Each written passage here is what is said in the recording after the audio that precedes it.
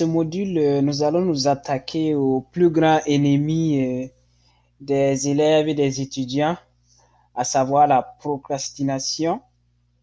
Comme je le disais dans le module précédent, la procrastination, c'est la tendance à ramener les tâches à faire, à accomplir au lendemain ou plus tard ou quasiment jamais. Donc, c'est la tendance à ramener les tâches plus tard. Les tâches qu'on peut faire aujourd'hui, on les ramène à demain. Et comment vaincre la procrastination? Parce que c'est une mauvaise habitude. C'est vrai, on sera tenté de se dire, ben oui, je procrastine, mais je vais juste le faire à l'école. Et de toute façon, l'école, c'est pas la vie professionnelle. Ça n'a rien à voir avec la vie professionnelle. Oui, je suis d'accord que ce qu'on fait à l'école n'est pas nécessairement nécessaire pour exercer un métier plus tard. Mais les habitudes qu'on se construit à l'école peuvent influencer aussi notre future vie professionnelle. Mettons par exemple si vous êtes un étudiant ou un élève qui a l'habitude de procrastiner, de toujours envoyer à demain ce que vous pouvez faire aujourd'hui, euh, quand vous serez aussi professionnel ou quand vous allez commencer à travailler, vous aurez aussi tendance à reproduire le même comportement.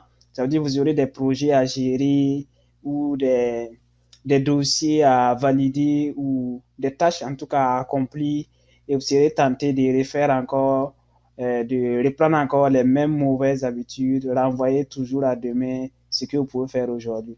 Donc c'est très important d'avoir la bonne habitude, les bonnes habitudes dès le secondaire, dès l'université pour ne pas répéter les mêmes erreurs aussi une fois que vous serez sur le marché du travail.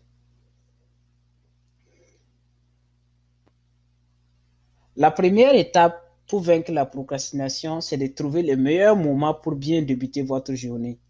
Mettons par exemple, si vous pensez que le fait de débuter votre journée avec un bon thé ou un bon café au lait, ça fait vraiment plaisir, ça fait que vous gardez une bonne humeur toute la journée, ben, faites comme ça alors. Prenez cette habitude alors. Donc, c'est très important de partir du bon pied, comme on le dit, de ne pas se lever du pied gauche, de partir du bon pied dès le départ pour ce qui va permettre au fait de garder une certaine cadence tout au long de la journée. La deuxième étape, c'est d'avoir un objectif clair pour chaque jour. Mettons par exemple, vous ne pouvez pas dormir, mettons vous dormez cette nuit et vous ne savez pas ce que vous allez faire demain. Ça, c'est une erreur à ne pas commettre parce que ben, vous allez vous lever le lendemain et chercher d'abord qu'est-ce que je vais faire aujourd'hui. Vous n'avez pas un objectif clair dans la tête. Ça veut dire nécessairement que votre journée risque d'être, de ne pas être productive, en fait. Donc, c'est très important d'avoir un programme hebdomadaire clair et bien précis. Ce qui fait que quand vous endormez, vous savez déjà au fait, demain, je dois accomplir telle tâche à telle heure. Et c'est très important aussi de détailler comme ça parce qu'il suffit de dire, ben, demain, je dois travailler sur le TP2 de mathématiques. Ben, il n'y a pas de précision. Tu n'as pas précisé c'est à quelle heure tu vas travailler sur le TP. Donc, ce qui fait que ben, tu peux te lever le lendemain, ben, tu dis, ben, je vais travailler sur le TP, mais tu n'as pas fixé d'heure jusqu'à la fin de la journée, tu te rends compte que ben, tu n'as pas fait le travail. Donc, c'est très important d'être aussi minutieux et puis ben, faire des détails pour chaque activité. La troisième étape, c'est de programmer avec des heures précises le plan quotidien. J'avais déjà amorcé ça dans la diapositive précédente. L'idée, c'est vraiment de préciser vos activités avec le plus de détails possible. Mettons, vous allez faire telle activité à telle heure, à tel endroit. Ça fait quand même une certaine précision. et ça permet de ne pas louper ces activités. La quatrième étape, c'est de trouver des endroits productifs plus convenables. Comme je le disais dans le module 2, il faut trouver les espaces de travail qui vous conviennent le plus. Si vous êtes quelqu'un, vous n'aimez pas être dérangé par le bruit, ben, n'allez pas à un endroit où il y a du bruit parce que vous risquez de ne rien faire. C'est très important de trouver les endroits propices pour, euh, pour une meilleure productivité.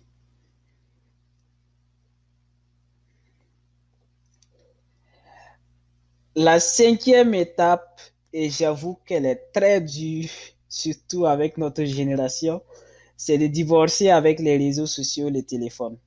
Oui, j'avoue que c'est très, très dur parce que ben, nous sommes tellement habitués à, à totalement dormir sur les réseaux sociaux, si bien que c'est difficile de s'en passer et ça prend le maximum de notre concentration ou de notre temps. C'est très important de savoir et mettre de côté son téléphone pour une meilleure concentration. Et par rapport à ça, le dernier module va porter sur les astuces, sur les applications des outils que vous pouvez utiliser pour optimiser votre concentration. Ce sera vraiment des applications qui vont vous permettre d'évaluer à tel point vous gaspillez vraiment votre temps sur votre téléphone ou votre temps sur les réseaux sociaux et essayer de prendre conscience de cela pour mieux gérer et utiliser votre temps de façon plus raisonnable.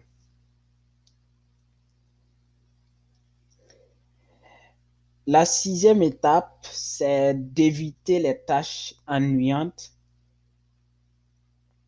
Oui, mais ici, il faut nuancer.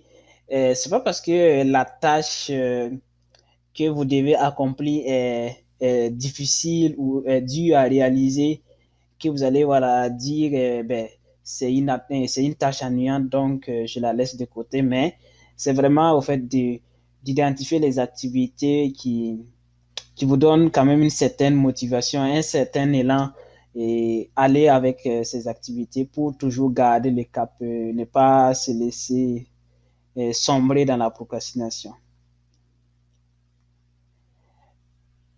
Un peu de perfectionnisme.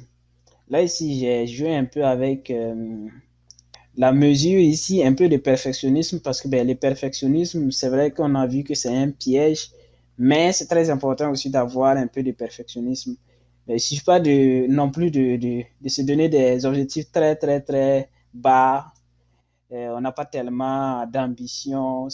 C'est vraiment le minimalisme possible. Comme on dit, quoi, les partisans du moindre effort, c'est pas vraiment ça. C'est bien d'avoir quand même un peu de perfectionnisme dans ce que vous faites. Essayez quand même de toujours se surpasser, se donner des challenges, et des objectifs à atteindre très importants. Et la huitième étape, c'est d'essayer d'analyser au fait et de faire des bilans assez régulièrement pour voir votre progression et votre évolution. Et il ne suffit pas de planifier des activités.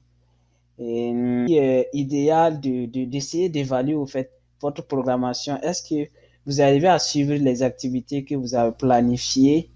Est-ce que euh, ce que vous faites réellement, ça apporte de la plus-value? Est-ce que ça vous est vraiment utile? Est-ce que vous arrivez à obtenir les résultats escomptés?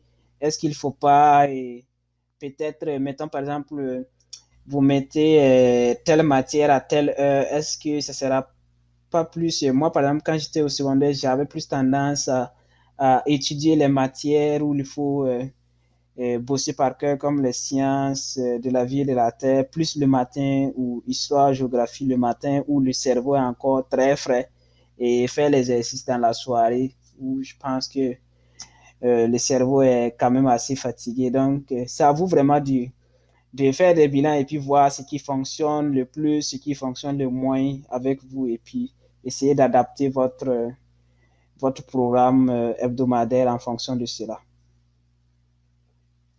La dernière étape ici, c'est prioriser convenablement par ordre d'importance. Comme je le disais, au niveau de la motivation, vous ne pouvez pas réaliser mille et une choses à la fois. Donc, c'est très important de faire des priorités.